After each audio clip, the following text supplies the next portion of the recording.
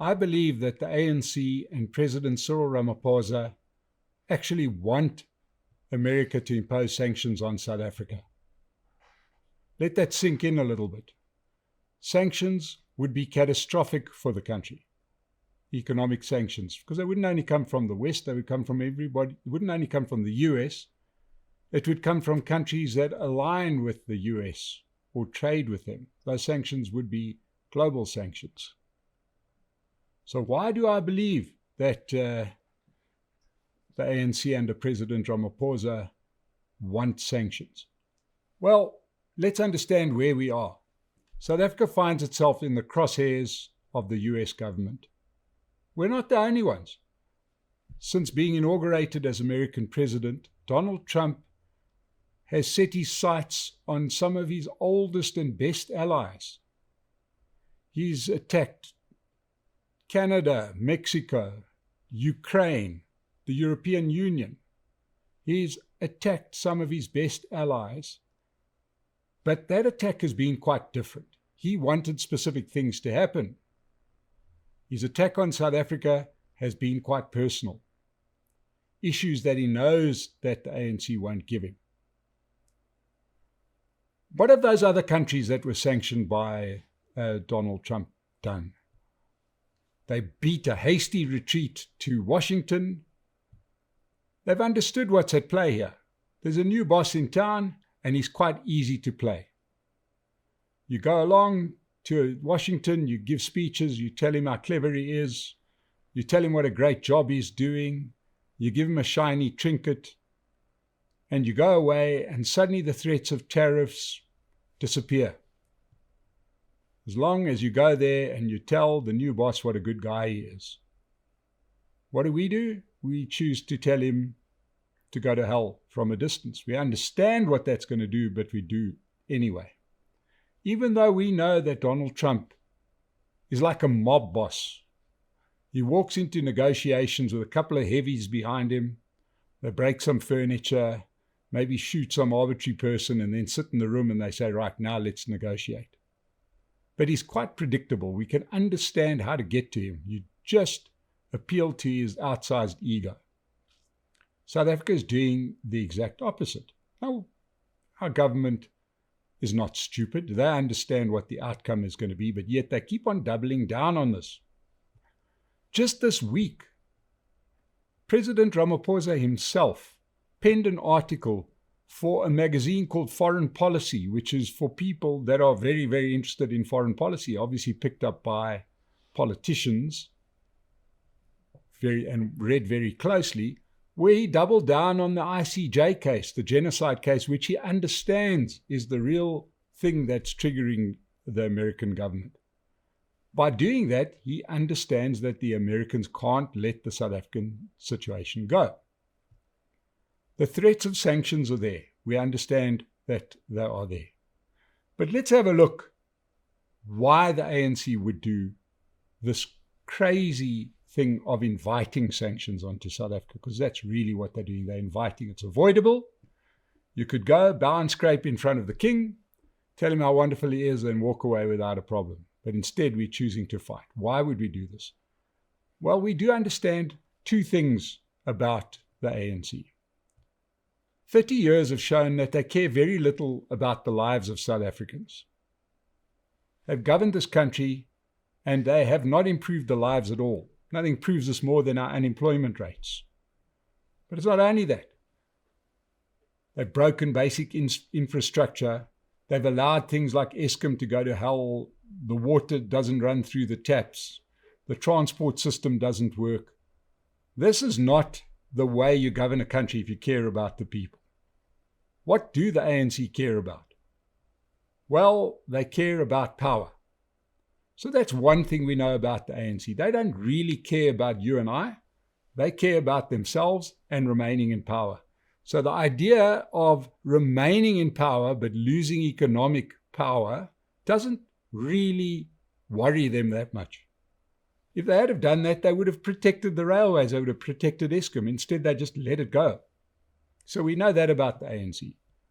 The other thing that we know about the ANC is that they've got no plan for the future. This is a party that lives perpetually in the past. All we ever hear is the past. So that's the other part that we know about the ANC. So if you don't really like your people, you don't care about the economy, and all you're interested in the past is in the past, you're going to continue to lose support. So the ANC finds themselves right now at 40%. That's what they polled in the last general election. And the polls put them below that at the moment at 32%. And they hanker after the days of the struggle, the war. It's just so easy to be a government at a time of war. You just tell people that it's the enemy. That's the real fight. Don't worry about the economy. Don't worry about the water in your taps. Worry about the war. There's somebody out there that's out to get you. That's the enemy. That's all that matters. Don't worry about your own personal circumstances. Get behind the country and let's go fight this war. And that's why unpopular leaders are so fond of starting wars, because it takes the heat off them. All the newspapers start reporting the war. I lived in a country under sanction, South Africa, in the 80s. And the country really, really took a lot of strain. And we were probably better placed then than what we are now. We still had industry. We could create our own things. The economy, we were largely a mining economy, so we could still get some international earnings. But things are going to get pretty grim. So let's understand a few things. Why would the ANC want sanctions? Well, if the US had to impose sanctions now on South Africa, it is the last chance for the ANC to remain relevant. If this is just about governing the country better, we know that they're bad. So this is their last chance to be this revolutionary, relevant party that's fighting against the bad guys. Just look at how Zimbabwe has handled its sanctions. Those sanctions were just put on a couple of leading ZANU-PF leaders. Instead, they've made that the hallmark of everything that they do. They don't say a speech without mentioning the sanctions, even though the sanctions are on certain individuals in the party. It's become their calling card.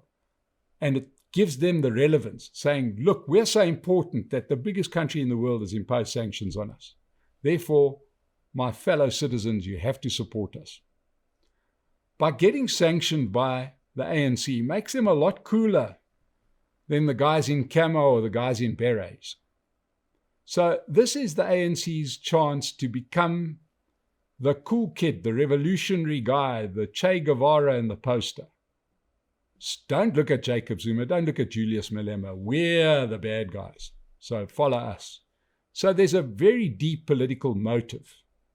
And if the sanctions happen tomorrow, they're going to be, the ANC will be supported immediately by Mkhonto Wesizwe and the EFF. And there's a very good chance that those parties will join them in an alliance. It'll be bad for the economy, but it'll be good for the politics. So that's one reason why they'll do it. They're making the calculation that sanctions by the US on South Africa may bring assistance from some of those countries that dislike the USA. And here we're talking about China, not sure where Russia stands because Trump seems to be in love with Russia, the rest of Africa, Iran, BRICS plus countries, right? They're hoping to get support from those countries, maybe the European Union, because they also thinking that maybe they don't like Trump, but they're thinking that they could get a coalition of the wounded going that could support them, more than if they're just seen as this corrupt party that can't run a country. And the economic catastrophe that would come of sanctions would also get rid of the ANC's problem of people that they don't like. You know, largely the white population might leave, the trickle might turn into a flood. Clever blacks might leave the country. And they could be left with people that they can manage. So, yeah, I think that all of this really suits the ANC. They're not a country of builders, they're a country of breakers. And this way, they've got a reason for their poor performance. Everything suddenly becomes the fault of the sanctions. The ANC support goes up, amongst people that say, well, they picked on us, we were just sitting here. And it's the last chance that the ANC gets relevance. They hate the idea of what happened in Parliament recently with the budget. Why do you have to go and answer to Government of National Unity partners when they were the once mighty ANC, and this way they get to look like a mighty party again? So I really think that there's a lot, if you look at it this way, you might start seeing what I'm seeing. They're spoiling for a fight. They know the outcome, and it suits them politically. In fact, South Africans, we may be on the Titanic, but the captain of the ship may have seen the icebergs and he's steering directly towards them. And this could be good for them, but catastrophic for the country. So, before the country goes to hell, let's support Pace Car Rental, support the State of the Nation. We'll continue to give you good information. But consider this, that the ANC and President Cyril Ramaphosa may really want the country to get economic sanctions. We'll see you again soon.